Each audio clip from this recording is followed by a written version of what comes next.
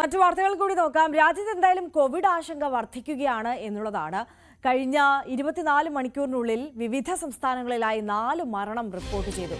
രാജ്യത്ത് 3395 പേരാണ് നിലവിൽ കോവിഡ് ബാധിതരായി ചികിത്സയിലുള്ളത്. ഒരു മരണം കേരളത്തിലാണ്. കേരളത്തിൽ 59കാരനാണ് കോവിഡ് ബാധിച്ച് മരിച്ചത്.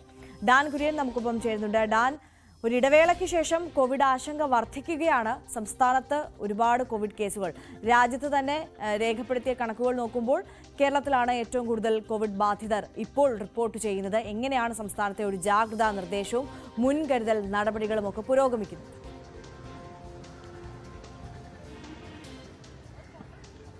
നേരത്തെ സൂചിപ്പിച്ച പോലെ ഇന്നലെ വൈകുന്നേരം കേന്ദ്ര ആരോഗ്യ മന്ത്രാലയം പുറത്തുവിട്ട കണക്കുകൾ അനുസരിച്ചാണ് 3395 ആക്റ്റീവ് കോവിഡ് കേസുകൾ ഉണ്ട് എന്ന വിവരം പുറത്തുവരുന്നത്. അതിൽ തന്നെ 1336 പേര്, അതായത് ആ പട്ടികയിൽ ഏറ്റവും മുൻപിൽ ഉള്ളത് കേരളമാണ് എന്നതാണ് സംസ്ഥാനത്തെ സംബന്ധിച്ച് ഏറ്റവും പ്രധാനമായി എടുത്തു പറയേണ്ടുന്ന കാര്യം. അതിൽ പാലക്കാട്, എറണാകുളം, തിരുവനന്തപുരം, കോട്ടയം ഉൾപ്പെടെയുള്ള ജില്ലകളിലാണ് കൂടുതൽ കോവിഡ് കേസുകൾ റിപ്പോർട്ട് ചെയ്യുന്നത് എന്നാണ് ആരോഗ്യവകുപ്പിൽ നിന്ന് നമുക്ക് ലഭിക്കുന്ന വിവരങ്ങൾ.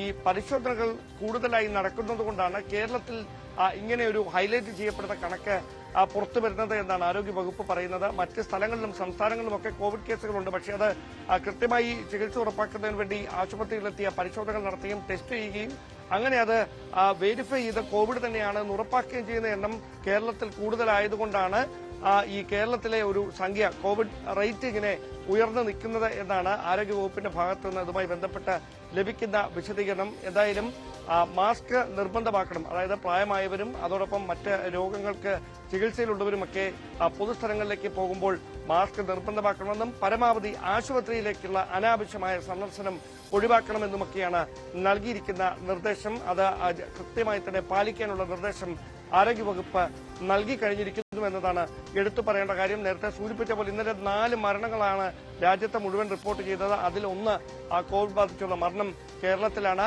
ICMR-ന്റെ ഡയറക്ടർ നൽകുന്ന വിവരങ്ങൾ അനുസരിച്ച് ഒമിക്രോണിന്റെ 4 വകഭേദങ്ങളാണ് ഇപ്പോൾ ഈ കോവിഡ് കേസുകൾ ആക്റ്റീവാകാൻ കാരണം. അങ്ങനെ ഈ വകഭേദങ്ങളാണ് ഈ ആരോഗ്യ പ്രശ്നങ്ങൾക്ക് വഴിവെക്കുന്ന തരത്തിൽ കോവിഡിന്റെ മറ്റ് കോവിഡാനന്തര രോഗങ്ങൾക്കുൾപ്പെടെ കാരണമാകുന്ന രീതിയിൽ ഇപ്പോൾ പടർന്നുകൊണ്ടിരിക്കുന്നത് എന്ന വിവരമാണ് നിൽക്കുന്നത്. നേരത്തെയൊക്കെ 2 ആഴ്ച കൊണ്ട് മാറുന്ന തരത്തിലായിരുന്നു ഈ രോഗലക്ഷണങ്ങളും അതുമായി ബന്ധപ്പെട്ടുള്ള അസ്വസ്ഥതകളും. പക്ഷേ ഇപ്പോൾ അത് കുറച്ചുകൂടി നീണ്ടു നിൽക്കുന്ന തരത്തിലേക്ക് ശാരീരിക അസ്വസ്ഥതകൾ മാറുന്ന തരത്തിലാണ് ഈ പുതിയ വകഭേദങ്ങൾ എന്നുകൂടി ഒരു വിലയിരുത്തൽ ഉണ്ടാകുന്നു. എന്തായാലും കർശനമായ ഒരു ജാഗ്രതാ നിർദ്ദേശം, ആരോഗ്യ ജാഗ്രതാ നിർദ്ദേശം നിലനിൽക്കുന്നു. എന്നാൽ ആശങ്കപ്പെടേണ്ട സാഹചര്യങ്ങൾ ഒന്നും നിലവിൽ ഇല്ല എന്നും ആരോഗ്യവകുപ്പ് പറയുന്നു. ഓരോ ജില്ലകൾ കേന്ദ്രീകരിച്ചുകൊണ്ട് ഇതുമായി ബന്ധപ്പെട്ട കോവിഡ് ടെസ്റ്റുകൾ കൂടുതലായി നടത്തുന്നതിനും മുന്നൊരുക്കങ്ങൾ നടത്തുന്നതിനുമുള്ള നടപടികളൊക്കെ സ്വീകരിച്ചിട്ടുണ്ട്.